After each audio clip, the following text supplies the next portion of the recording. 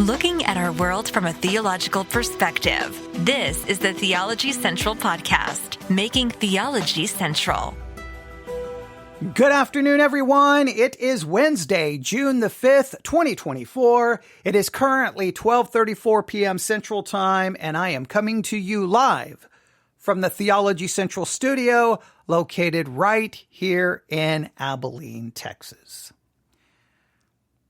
Now, I'm afraid to say this, but I'm going to say it, okay? I'm going to say it because I tried to say this a little while ago and then everything actually went wrong with my internet. But I'm going to say this. Ladies and gentlemen, as far as you are concerned, my internet is working properly. My internet is working perfectly. As far as you are concerned, my email is working perfectly, right? You can always email me at newsif@yahoo.com. newsif@yahoo.com. All of that is working as far as you know. Now, yeah, just a few minutes ago, we had some problems, but overall, let's say 95% of the time, 97% of the time, 98% of the time, all of that is working. Right? Maybe not 100%, but at least 98% of the time. And even with it working 98% of the time, I'm not hearing from you guys. It's been kind of silent. Now, typically, that's okay. You know, I don't give that much thought. But I give it much thought right after I give everyone a clear assignment. A very important assignment that I wanted everyone to work on, and I wanted to hear what everyone was finding and what everyone was thinking. And because I think it's an important question or questions.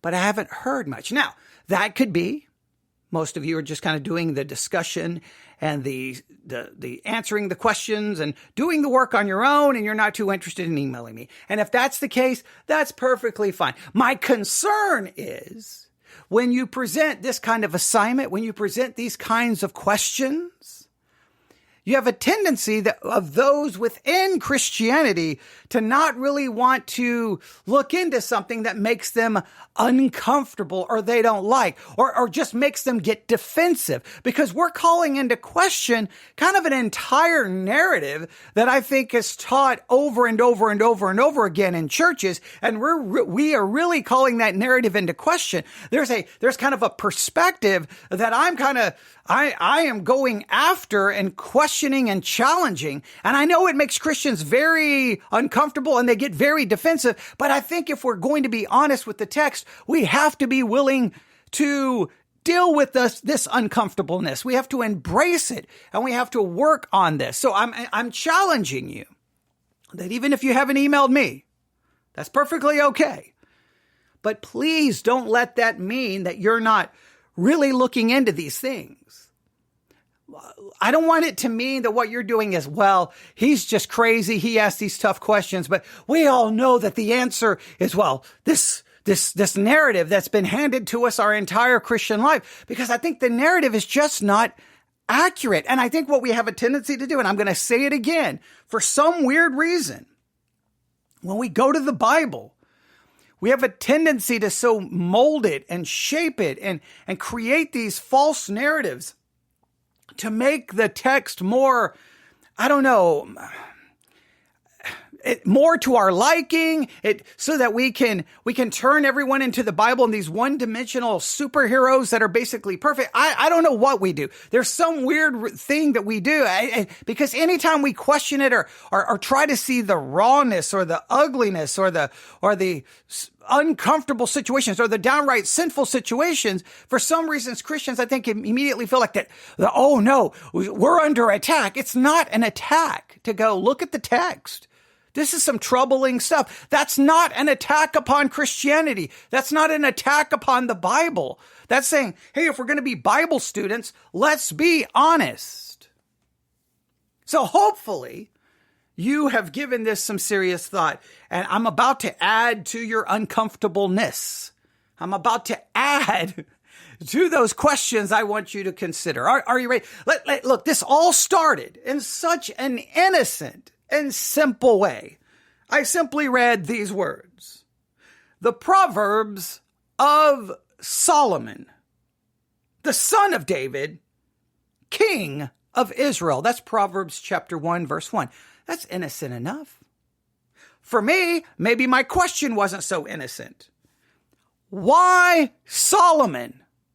Why is Solomon the man who is writing these proverbs, which these proverbs are designed to convey God's wisdom to us, to impart to us God's wisdom through the use of proverbs, these short sayings, right? These short, very succinct sayings that are to impart to us, to give us God's wisdom. Why would he choose Solomon? Now, the typical answer that you may hear in church, you can start walking around asking people in church, well, Solomon was the wisest man. He was the man, obviously the best person to impart God's wisdom to us. He was the wisest man. And if you know anything about Solomon's life, you may raise a question like, was he the wisest man? And if he was, what do we mean by wisest man? Or was there a limit to that wisdom? Because here's something else we know about Solomon. If you refer to him as the wisest man, you also have to refer to him as the most extravagant, foolish man in the history of the Bible. All right. He may be the most extravagant fool in the history of Christianity. He may be the most extravagant fool. Maybe not in human history, but let's just say he has to be in the top 3, 4, or 5. He was extravagant in his foolishness. So then why Solomon, being the man, chose to write this? Now, I have some ideas. I've kind of thrown some of those ideas, but I put forth that question. Now, immediately there was some pushback. Immediately some people got defensive. Right. Well, how dare you even question it? How dare you even challenge it? I'm not questioning the authorship. What I'm questioning is why that author was chosen. I believe Solomon was the one who wrote a large portion of the Proverbs, but I am by no means think that means I can't go, well, why him of all the men? Especially consider we have this narrative that, well, he's just the wisest. And I will put forth, he was also the most extravagant, foolish. And as soon as I say that, people are like, how dare you can't say that. So then we started doing a little background work. And we got to 1 Kings chapter 2. And then things got really interesting. In 1 Kings chapter 2, Solomon basically becomes David's hitman. Then Solomon starts killing some of those people on that list, and then he kills his own half-brother. The whole thing just is a crazy chapter. And we worked through that chapter. And once again, there was pushback. People are like, well, no, they're the anointed kings. Basically, they can kill whoever they want. And I'm like, I know that's a paraphrase and maybe that's an oversimplification, but that's kind of the way some of the responses came in. And I'm like, and immediately people wanted to justify the killings and defend the killings because you can't. And it's just funny because you're not allowed to question the motives of David, and you're not allowed to question the motives of Solomon. You're just supposed to read that David and Solomon's motives were basically pure. And I'm like, why? The text does not offer any moral judgment. It just gives us the facts. It's up to the reader to go, well, wait a minute. That seems kind of questionable. And well, there wasn't any other way. And is that the way it was supposed to be? And why is it in 1 Kings 2? It doesn't seem like anyone is seeking God or seeking God's guidance. And it's awfully strange that books before 1 Kings and chapters right after 1 Kings chapter 2, God seems to be speaking directly to these individuals, but we have no discussion of God's direct revelation in 1 Kings 2 when they decide to start killing people.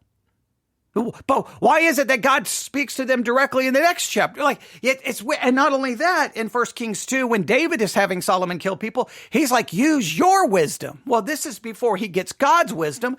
So is Solomon acting in human wisdom? Is that not a good question to ask?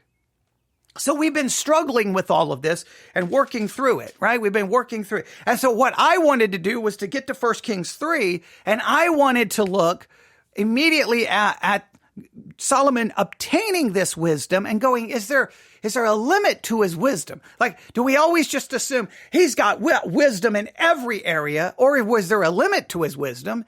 And where that wisdom is limited, he exercised great wisdom, and we have it recorded. But in those things outside of that, he was an extravagant fool. I was going to try to work on that hypothesis. I'm not saying it's true. I was going to kind of put forth that theory. Well, before we got there, immediately I saw in 1 Kings chapter 3, starting in verse 1, ooh, we got some issues developing. While all of that was going on, I stumble upon a book. I think it was Christianity Today giving us a list of books to read for the summer. And the very last book they suggest is a book on Proverbs. And that book is Proverbs, The Blessings of Wisdom. Proverbs, The Blessings of Wisdom, a Bible study guide journal for women and men by Christopher S. Coopersmith. All right. So I'm like, okay, I think I got this. So I looked at the free preview of the book, and I started looking at the table of contents about the book, sample reading plan, community guide, tips on how to build community, Yahweh, God, Lord, who wrote Proverbs, who was King Solomon, how did King Solomon become so wise? And then we see King Solomon's sin. King Solomon's sin. And I was like, oh, this book is going to address his sin. Okay, a lot of the books don't really go much into this. How are they going to address it? Well, they give us 1, 2, 3, 4 paragraphs. And I'm like, oh, this could be good. This could be good. And I read those paragraphs. And as soon as I read those paragraphs, I'm like, ladies and gentlemen, I need your help. And so I gave everyone an assignment to try to figure out exactly what did King Solomon do by the time he reaches the end of his life in regards to his sin. Because there's this narrative that's been created once again that basically says King Solomon made everything right. He repented of everything and everything was wonderful. So I challenged everyone to do that. And that's where nobody has everyone's been silent on that. The people who have pushed back on me questioning this, they do know my email is working. They do know my internet is working. But those I asked to try to work on this assignment, it's been somewhat quiet. And I think because people are, I think they're just a little uncomfortable maybe. Or maybe people don't think it's that interesting. But remember, here was the paragraph in question, all right? I'll read these two quickly. Unfortunately, Solomon would grow to love women more than he would love the Lord, who bestowed many gifts upon him. He married over 700 women and had over 300 concubines. Some of the women were foreign and worshipped false gods. These sinful relationships would cause him to build temples to false gods or to false idols. These affairs significantly affected his relationship with the Lord. Eventually, Solomon's heart was turned away from the Lord and he went after other gods. Towards the very end of his life, now this is how they write this is their hypothesis. At the end of his life, he turned back to serve the only one true God. He rejected false idols, and God would redeem Solomon, who would go back to believing and having only one wife. Now, they offer no real support or evidence. The best they can find is a verse in Ecclesiastes 9, and it doesn't really say any of what they just said that it said. It's like the whole thing is so questionable. So I gave you some assignments to so what actually happened, basically? I'm summarizing all the things I asked you to look up. And for the most part, it's been silent. I think there's been 1 or 2 individuals who've tried to contact me with some things, but for the most part, it's just been Nobody wants to discuss that. And again, I can understand. And I put forth hey, I'm going to say maybe I've been wrong in the way I've described to Solomon. Maybe I haven't been accurate. So here's everyone's chance to determine if I'm right or if this book is right. And I'm more than willing to change and apologize for any past teaching. Well, it's been silent. Now, I haven't looked on YouTube today to see if there's any comments today, but for the most part, it's been silent. So my intention was, you know what? I know what I'm going to do. I'm just going to go right to 1 Kings chapter 11, where we read the end of Solomon's life. It's kind of a long chapter. There's a lot of names. Maybe I'll work on this. Maybe we'll kind of summarize this and we'll just kind of see how it ends, right? And then maybe I can give you the dating of the book of Proverbs. But the more I started looking into some of this, and then at least based off one email, all of a sudden I started having even more questions. So before we try to even put forth and test that hypothesis on this. You're supposed to be testing it. But before I do so, we're going to go to 1 Kings chapter 3. And I'm going to show you how this may even present more problems. This may present even more difficulties. And I know it's going to make people a little bit uncomfortable. All right. But before we get to 1 Kings chapter 3, I don't believe you can read 1 Kings chapter 3 without first going back to Deuteronomy chapter 17. Deuteronomy chapter 17. Deuteronomy chapter 17, obviously Israel's being given some very specific instructions about what to do when they enter into the land. And we read this in Deuteronomy chapter 17, verse 14. When you come to the land which the Lord your God is giving you, and possess it and dwell in it, and say, I will set a king over me like all the nations that are around me, you shall surely set a king over you whom the Lord your God chooses. One from among your brethren you shall set as a king over you. You may not set a foreigner over you who is not your brother. But he, whoever this king is that you set over you, here are some of the rules. He shall not multiply horses for himself, nor cause the people to return to Egypt to multiply horses. All right? So they can't be obtaining large number of horses. All right. For the Lord has said to you, you shall not return that way again, neither shall he multiply wives for himself. So you cannot multiply horses, you cannot multiply wives for himself, lest his heart turn away, nor shall he greatly multiply silver and gold. Not multiple horses, not multiple women, and not multiple riches.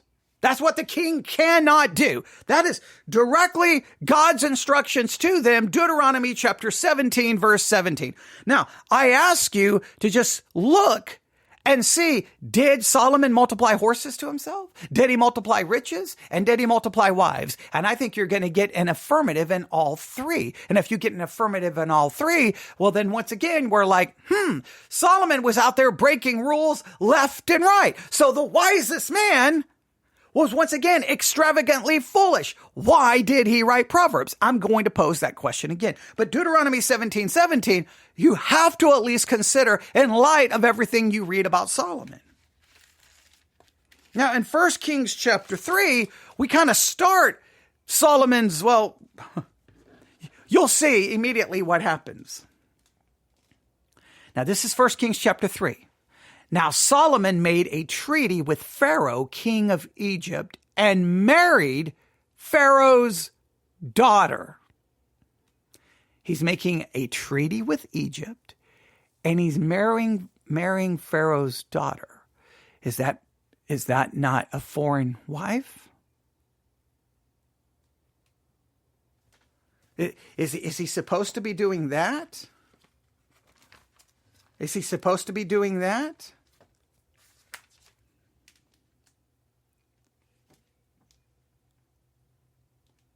I was going to read some scripture, but I'll let you look that up. Was Solomon supposed to be making a treaty with Egypt, and he's supposed to be marrying a foreign woman? Is he? Yes or no? Even the book calls into question him marrying that, saying that it was a sin for him to marry foreign women. So almost everyone agrees that it's a sin. I'll have you look up and see where you can find specific prohibitions against this, right? But Deuteronomy 17:17 starts laying down the foundation and the framework.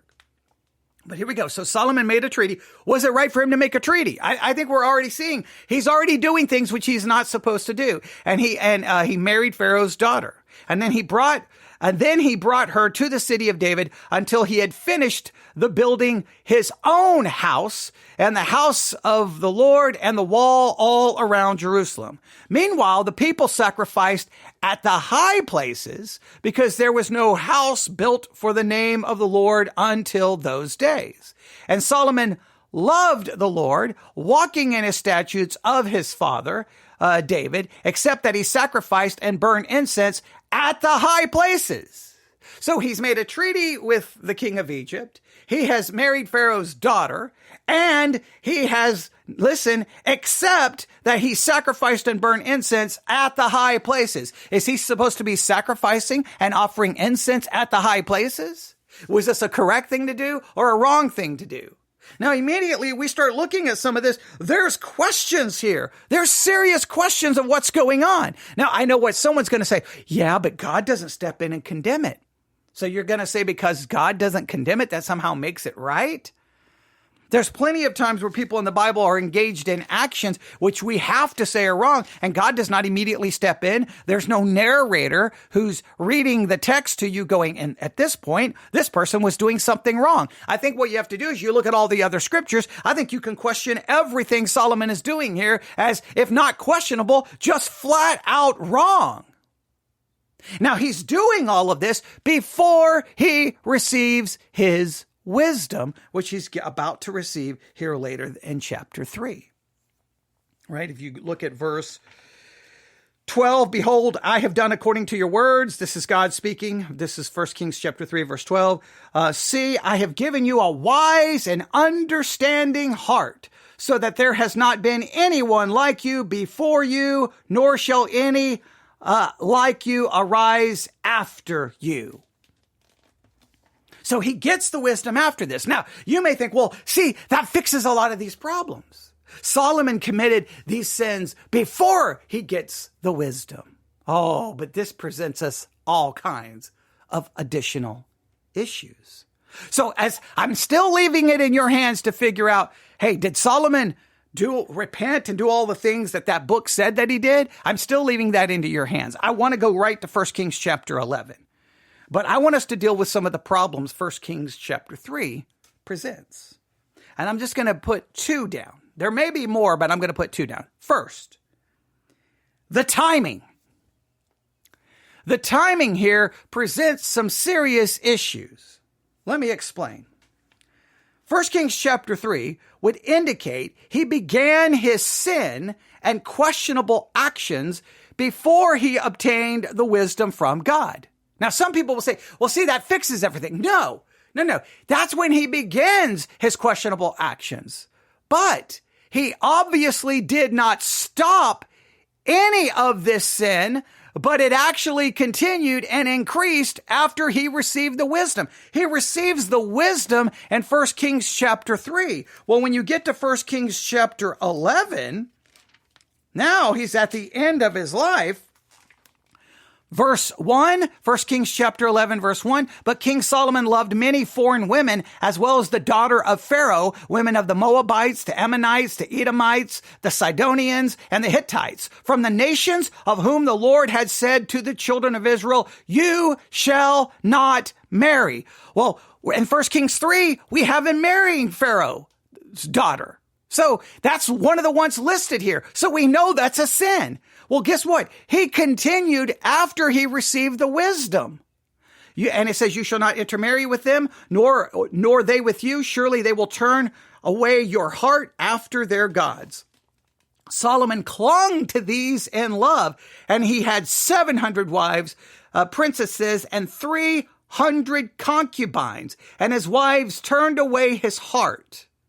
For it was so when Solomon was old that his wives turned his heart after other gods. When he was old, meaning all of this happens, his heart is turned away from God after he receives the wisdom. So he receives the wisdom and then only increases the sin. He increases the polygamy. He increases the adultery. He increases the wives. He multiplies the riches. He multiplies horses. He does everything ultimately after he receives the wisdom. It's like he gets the wisdom and then it's an immediate, just gets worse and worse and worse and worse and worse. And I don't know how you can rewrite history and change that. Now, this would mean that he wrote Proverbs and the Song of Solomon as his sin was increasing. If you look at where the chronological order, a lot of people put Proverbs first, Song of Solomon second, and then Ecclesiastes third. Well, if you put Song of Solomon first and Proverbs second, or if you put Proverbs first, either way, that would have been right during the time he's out there doing all of these things. I mean, there's no way to get around it. I mean, to obtain 1,000 women, I don't think you can do that in 15 minutes. Maybe you can. I just don't think so. I think that's going to be over a prolonged period of time.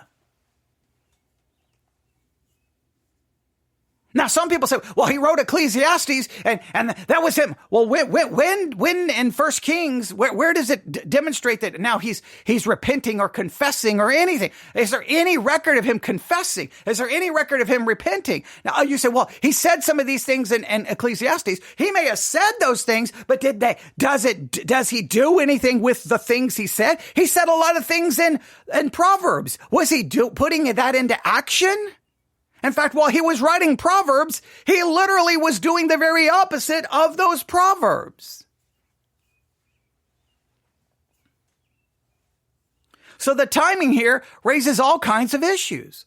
Because right here in 1 Kings 3, before he gets the wisdom, he goes ahead and I guess, obtains the first woman. But she's even spoken of, the daughter of Pharaoh is even spoken of all the way in 1 Kings chapter 11.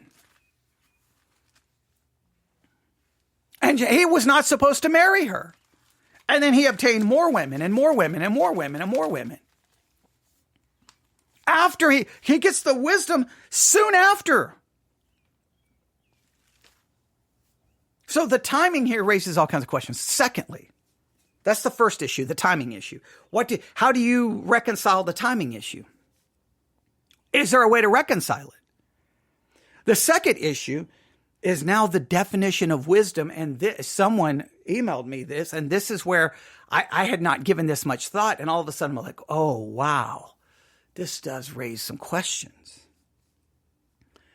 We typically define wisdom something as the correct application of knowledge, is typically something along those lines. Wisdom is the correct application of knowledge. You can have knowledge, but not have wisdom, because if you have wisdom, you'll take that knowledge and correctly apply it. So wisdom is typically connected to what you're doing something with it. I have, like on this paper, let's say this paper is filled with knowledge. Well, then wisdom would come along and correctly apply all of this knowledge to practical situations. Well, while he was writing Proverbs, is he putting that wisdom into action in any way, shape, or form? Solomon gets his wisdom after he marries the first foreign woman, and it obviously continues his whole life because we see it in 1 Kings chapter 11. It says when he was old, his heart was turned away. So when he's old, he's not applying any of that wisdom. His heart is not only has he obtained all the women, now his heart is being turned away from the true God. So then here's the question. Have we completely misunderstood wisdom? Is our definition of wisdom utterly flawed? So someone sent an email that says this: one of the details with the Solomon stuff that I've been trying, that they've been trying to work on, has led them to try to define wisdom, and apparently it's not as clear as I thought it was. Like this person, they're like, okay, trying to figure all of this out about Solomon. Let me try to figure out what wisdom is, and they thought it was a clear definition, and they found out that maybe it's not as clear. They go on to say, I always thought wisdom was application of knowledge, judgment, etc. But unless you limit that with Solomon to like administration or judicious rule, then it can't mean that because he did so many wrong things. In other words, they're saying when we think of Solomon getting wisdom, unless we limit that wisdom to basically him being a king, the way he managed his kingdom, the decisions he made as a king, as far as how he ruled and governed, unless you reduce that wisdom to that, you've got a problem, because if wisdom is the correct application of knowledge, well, Solomon clearly wasn't wise because he never correctly applied knowledge in a correct way. And all the other areas of his life. So do we limit the wisdom Solomon got only to his ruling and reigning, the way he administered his rule, the way he administered his governmental rule? Do we limit there? Because if we expand it, then we're going to have to change the definition of wisdom because he did everything opposite. So this person who emailed said that they thought that they would go to AI and ask AI in regards to this. So they asked AI, what is biblical wisdom? And AI's response was this: biblical wisdom refers to the knowledge and understanding derived from the teachings and principles found in the Bible. It is often characterized by a deep reverence for God and a commitment to living according to his will. Now, right there, so we got an issue. If Solomon was the wisest man, well, is it deep reverence to God to have your heart turned away from the true and living God? Is it a commitment to living according to his will when everything you're doing is a clear violation of the foundational principles laid down in Deuteronomy 17? AI said, here are some of the key aspects of biblical wisdom. Fear of the Lord. This is considered the foundation of wisdom, emphasizing respect, awe, and reverence for God. Now, did Solomon maintain that? Well, his heart is turned away from God. So did he maintain the fear of the Lord? You may say there was some instances of it, but I don't know if he maintains much of it. Moral and ethical living. Biblical wisdom involves adhering to moral and ethical guidelines outlined in Scripture, such as the Ten Commandments and teaching of Jesus. Now, this seems the idea: if you have wisdom, you'll just obey the law. I can already clearly indicate to you and demonstrate to you, which we've talked about 1,000 times, nobody can keep the law. So therefore, then I guess no one is wise. And we know Solomon did not keep the law, but yet we say that he's wise. Do we define wisdom in a very subjective, relativistic way? This is wisdom when we want it to be wisdom, and this is wisdom in another situation? Because Solomon clearly did not keep the commandments. Nowhere close. I mean, he's already doing some questionable things right there in 1 Kings chapter 3. He made a treaty with Egypt, married a foreign woman, and he's offering sacrifices in the high places. There's already questionable things going on there.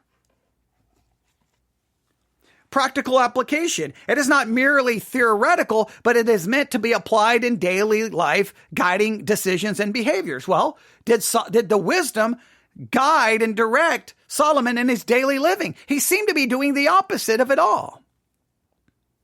Insight and discernment. Wisdom includes the ability to understand complex situations and discern them right, to discern right from wrong. Could Solomon discern right from wrong? Humility and teachability. It recognizes the importance of being humble and open to instruction and correction. Ultimately, biblical wisdom seeks to align one's life with God's purpose and principle, leading to a fulfilling and righteous life. So the question is, when we look at 1 Kings 3, we first have a timing issue, and then we have the definition of wisdom issue. Because in 1 Kings 3, he goes from not having the wisdom to obtaining the wisdom. And once he obtains the wisdom, the rest is history. And we know how it ends. It ends in 1 Kings 11 with him now being old and his heart turned away from God. So, what do we do with this? We have a couple of choices. We can try to limit Solomon's wisdom to only applied to him being a ruler, his decisions as king, as far as governing the nation of Israel. He governed the nation of Israel in a very wise way. He correct application. He did everything perfect. He did everything right. And there was prosperity and everything was wonderful. But something goes horribly, horribly wrong, right?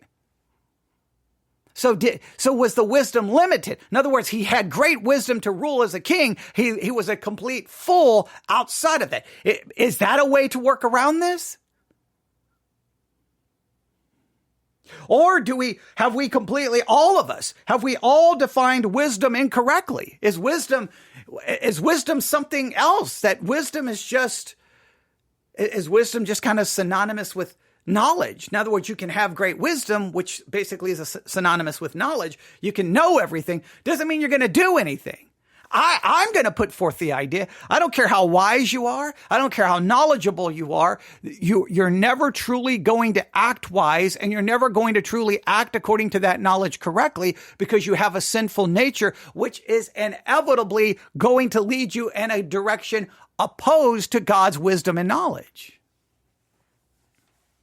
And therefore, we will never obey God perfectly and we will never keep his law. That's why we need an imputed righteousness. Is there a way that wisdom can be theoretical but not practical? You can have wisdom, but it can just be merely theoretical and it never shows up into application. Well, if that's the case, then we kind of make wisdom just the same thing as knowledge, right? What do we do with this? We have the timing in 1 Kings 3, and we have the whole definition of wisdom that comes into play. And that's even before we get to the ultimate question. That book said that Solomon basically repented and did all of that. Where is that? Now, some people will go to Ecclesiastes. I say, well, yeah, but at the end, he realized that all was meaningless and vain, and that, well, he finally figured out you're supposed to obey God and glorify him. Okay, whenever he figured that out, when did he figure that out? Did he write Ecclesiastes on his deathbed? When did Solomon die and when did he write Ecclesiastes? Was it like, hey, 5 seconds before he died, he wrote that obey God and glorify him in everything? Was that his last words? Because 1 Kings 11 seems to really have it as does not look like anything positive. God steps in 1 Kings 11 and says, hey, because of David, I'm not going to completely take the kingdom or take everything away. But basically, the kingdom's about to fall apart and be divided. And anything I'm going to do is not because of you, but because of David. God clearly seems to step in 1 Kings 11, and he does not seem happy with Solomon. And there doesn't seem to be any record there of Solomon repenting, confessing, or anything. Now, again, I'm putting forth these as questions, this is not me making dogmatic declarations. I'm trying to get you involved in this process. That's what this whole week is supposed to be about. You trying to find the answer to these questions. But I think 1 Kings 3 presents us more problems. The timing problem, because you're like, well, see, he did this first sin before he gets the wisdom. He gets the wisdom and a few verses later. Okay, now what? Well, now the rest of his life is he does everything opposite to God's wisdom. There's no way to say anything. You can't even make an argument against that. And then we have the whole definition of wisdom. If we make wisdom the correct application of knowledge, well, then come on. He wrote a good portion of Proverbs all about giving us the wisdom. Does he correctly apply that in any way, shape, or form?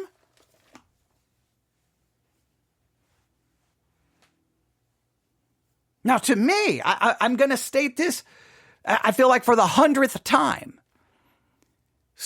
The man who wrote most of the Proverbs, Solomon, he was used by God to impart that wisdom, to give us that wisdom. But at the same time, he served as this extravagant example of complete and utter foolishness and doing opposite of everything in the book of Proverbs. And if you're honest with ourselves, we can read the book of Proverbs, study the book of Proverbs. We can even teach the book of Proverbs. We can even preach the book of Proverbs. And almost every person who does, we also serve as an example of doing the opposite of those Proverbs. Because there is something built inside of us. It's called a sinful nature. And inevitably, it goes against God's wisdom. Was he chosen by God because he is the perfect counterpoint. He's the contrast. He's the comparison. Hey, here's what God's wisdom should be. And now go look at the man who wrote a good portion of these Proverbs. Go look at his life. Look at his life while he was writing these Proverbs. I think that may be, I still have not definitively, I'm not making a dogmatic declaration. That's still my hypothesis. But 1 Kings 3 presents us new problems. Now, again, according to the book, let me read it to you one more time. The affairs that Solomon was having significantly affected his relationship with the Lord. Eventually, Solomon's heart was turned away from the Lord and he went after other gods.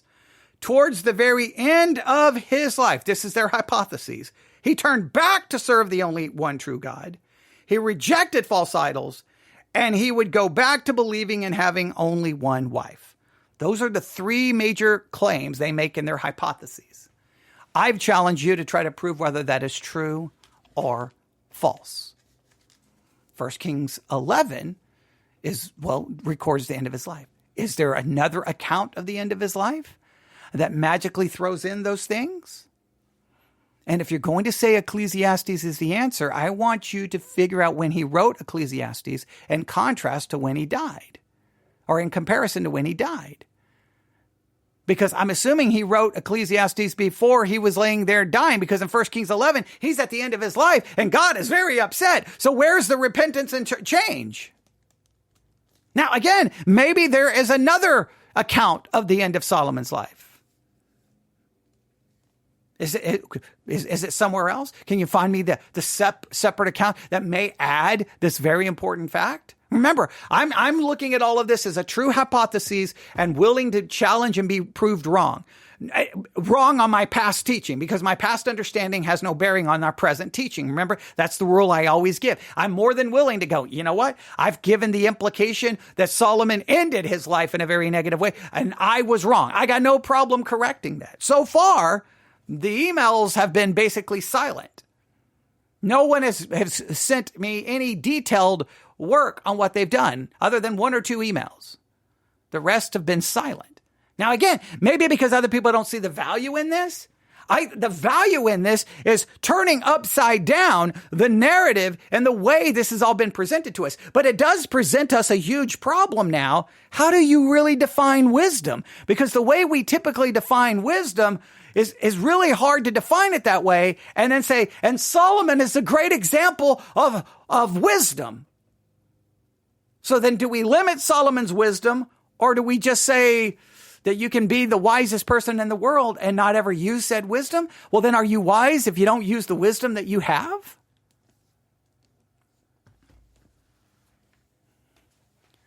If you have wisdom and don't use wisdom, then are you really wise? And do you really have wisdom? Because wouldn't your wisdom then to say that raises all kinds of questions. Now, my hypothesis is we may have to find a way to limit Solomon's wisdom to his judicial reign, his kingly reign, his monarchy reign, his reign as a monarch, his reign as a king, his civil reign, his governmental rulings, like something along those lines. Whatever phrase you want to use. All right, I'm going to stop there. You may hear in the background sound of a lawnmower. That's someone else in the neighborhood trying to cut their grass. So it's one of those days. Everyone in the neighborhood, I think everyone in the neighborhood chooses Wednesdays, but because they are wise and trying to interrupt this broadcast, I don't know. I don't know what to do with any of this. But I want you to know my internet is working. My email is working at least 98% of the time. Now, I understand this stuff makes people uncomfortable. They get defensive. They want to run to everyone's defense in the Bible and go, these guys are basically perfect. But the reality is nobody is. Everyone's lives are full of sin. And I know that goes against evangelical Christianity, because evangelical Christianity wants to teach this idea. As soon as you believe in God, dun, dun, dun, dun, we become perfect. And it's all those people who don't believe in God who are so bad and horrible. But we're pretty messed up ourselves.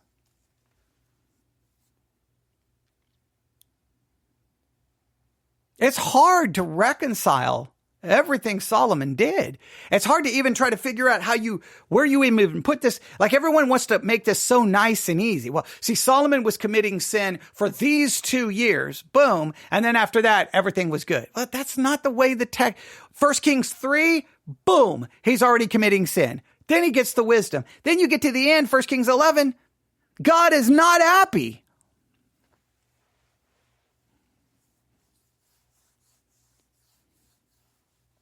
And then again, Deuteronomy 17, I think is just a constant, just flashes. Is Solomon violating Deuteronomy 17:17? Yes. Is Solomon violating Deuteronomy 17:17? Yes. Is Solomon violating Deuteronomy 17? Yes. Is Solomon yes. And then that's not even to consider other passages in the Bible that Solomon may be violating. But Deuteronomy 17:17 comes up over and over and over and over and over because God specifically said, hey, when you go into the land and you get a king, they can't do these things. Multiply horses, multiply women, multiply riches. Did Solomon have these great stables? Or yes, no? Did he have like great wealth and all these this amazing palace? Like, yes or no? And did he have lots of women? I think 1,000 would, usually for most people, that would probably count as a lot. Did he have foreign women? Yes. Did he end up an idolater? Yes.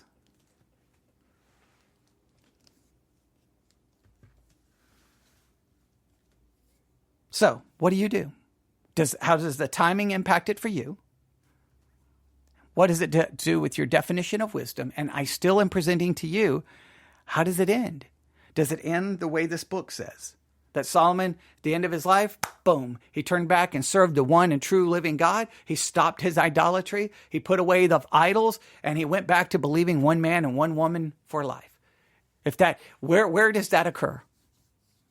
And did he just change his mind about all of those things? Because where do we demonstrate a change in action?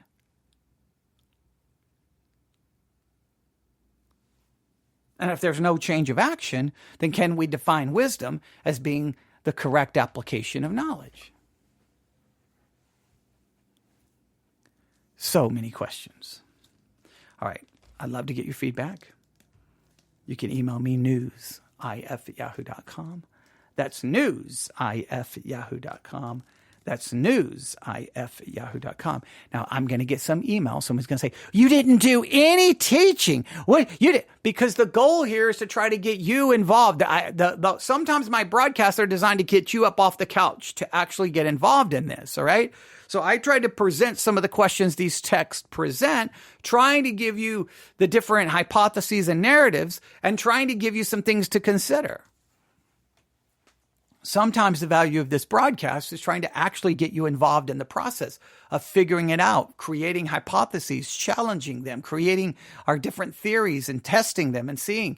That's the whole beauty of all of this, trying to figure it out. And at the same time, trying to be as careful with the text as possible, but at the same time, not so Disney-fying, turning the chapter into a Disney movie or a Hallmark movie, but actually facing what's there, no matter how ugly it may be. And some of it's kind of ugly. All right, you can email me newsif@yahoo.com. That's newsif@yahoo.com. Everyone have a great day. I look forward to see if anyone else decides to participate in this very complicated but important matter. God bless.